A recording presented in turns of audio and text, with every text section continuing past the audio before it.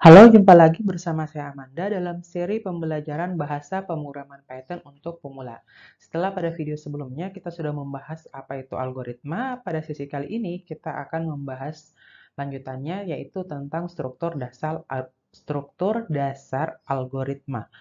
Nah, seperti yang sudah kita ketahui, sebuah algoritma itu merupakan deskripsi langkah-langkah pelaksanaan suatu proses.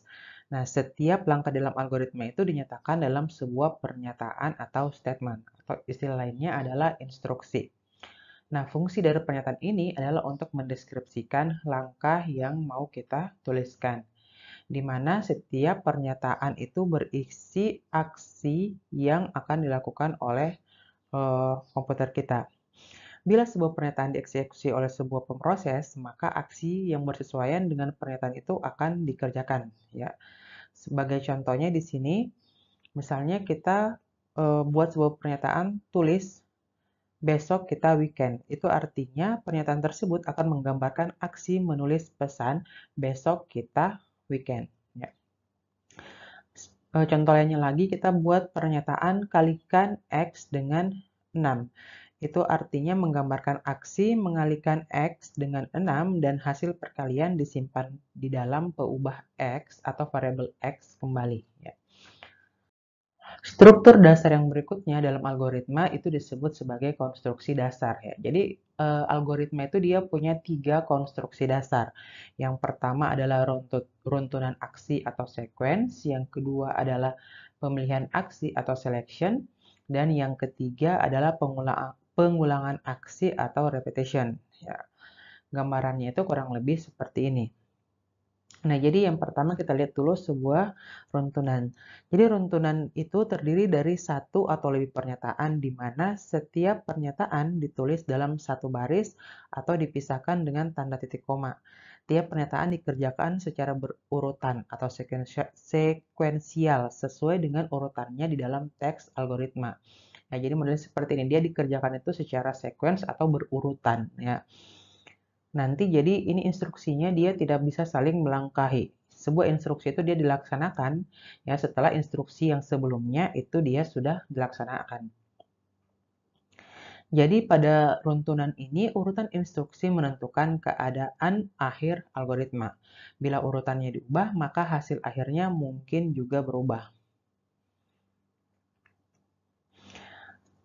Jadi, selain dalam bentuk seperti ini, kita juga bisa membuat runtunan yang terdiri dari satu atau lebih pernyataan, atau dinamakan dengan pernyataan gabungan. Ya. Yang berikutnya itu adalah pemilihan. Nah, ada kalanya itu kita pada saat menuliskan sebuah instruksi itu dikerjakan jika kondisi tertentu dipenuhi. Ya, jadi ada instruksi yang butuh kondisi tertentu atau butuh syarat perlu supaya bisa dijalankan. Misalkan kendaraan Anda tiba di perempatan yang ada lampu merahnya atau traffic light-nya ya. Jika lampu traffic light-nya sekarang berwarna merah, maka kendaraan Anda harus berhenti. Sebaliknya, jika kalau misalnya dia berwarna hijau, berarti dia harus jalan. Itu adalah bentuk contoh dari pemilihan yang mana untuk aksi itu dilaksanakan kalau misalnya ada kondisi tertentu yang harus diselesaikan. Dan bentuk konstruksi yang terakhir itu adalah pengulangan. Nah, kenapa ada konstruksi ini? Salah satu kelebihan komputer adalah kemampuannya untuk mengerjakan pekerjaan yang sama berulang-ulang kali tanpa kena lelah. Ini berbeda dengan manusia yang cepat lelah jika kita mengerjakan pekerjaan yang sama berulang-ulang. Bukan hanya lelah, kita juga sampai bosan ya kalau misalnya mengerjakan pekerjaan yang sama. Itu berbeda dengan komputer. Contoh umumnya saja, misalnya kalian pernah waktu sekolah dasar atau pada saat sekolah menengah itu diberi hukuman oleh guru menulis 100 kata yang sama secara berulang. Ya. Kita tentunya akan melakukan itu, tapi dalam keadaan yang tidak senang. Nah, berbeda dengan komputer, kita bisa memerintahkan ke komputer untuk menuliskan 100 kata tersebut secara berulang. Tapi pernyataannya ketika kita menuangkannya dalam algoritma, apakah kita harus membuat algoritma dengan misalnya 100 urutan aksi atau tidak? Nah, untuk masalah-masalah seperti itu kita dibantu oleh konstruksi pengulangan aksi ini. Ya. Jadi kalau misalnya untuk melakukan aksi yang sama, kita tidak perlu menuliskan secara berulang-ulang instruksi yang sama. Kita cukup menggunakan yang namanya pengulangan.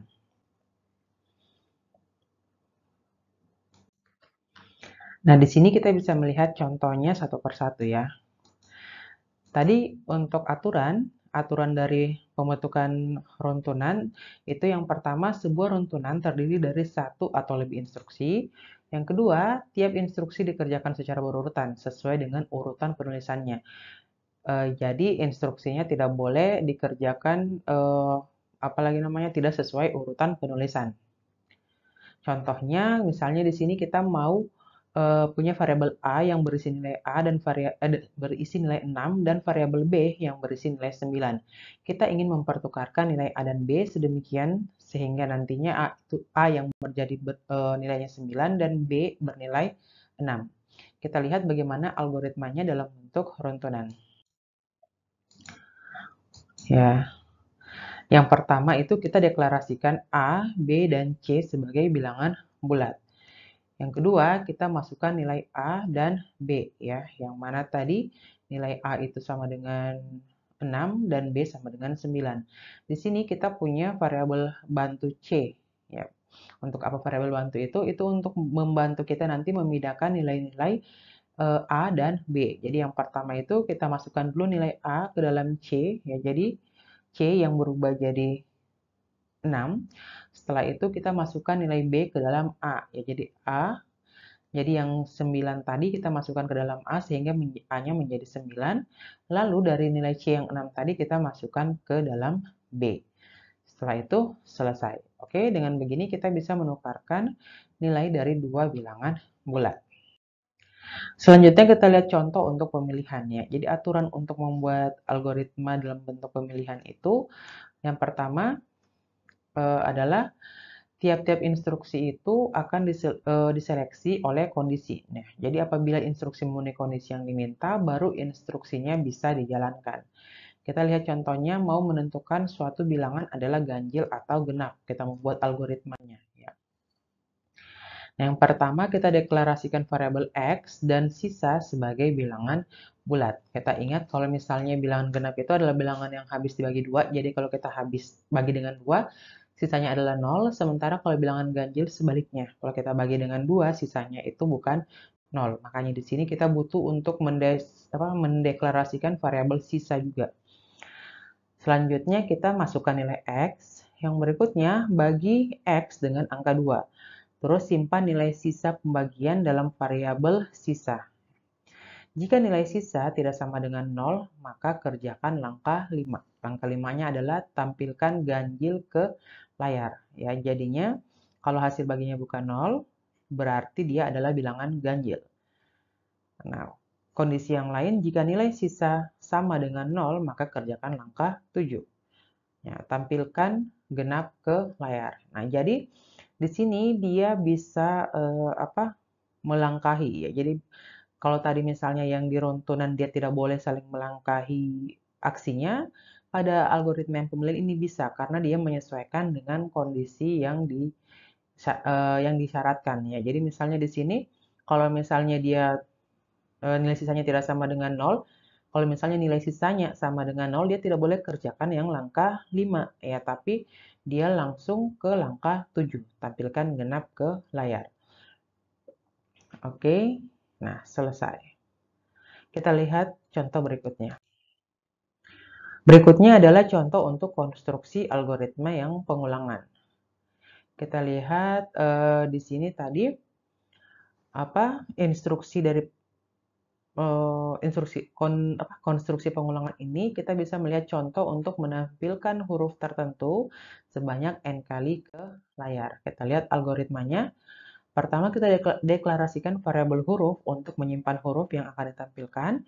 Yang kedua deklarasikan variabel n untuk menyimpan banyaknya perulangan. Yang ketiga kita deklarasikan variabel penghitung atau counter yang digunakan sebagai counter perulangan yang sudah dilakukan. Ya, jadi ini untuk kita lihat nanti sudah sampai berapa pengulangan atau perulangan itu terjadi ya, sampai sudah berapa kali kita gunakan variabel penghitung ini.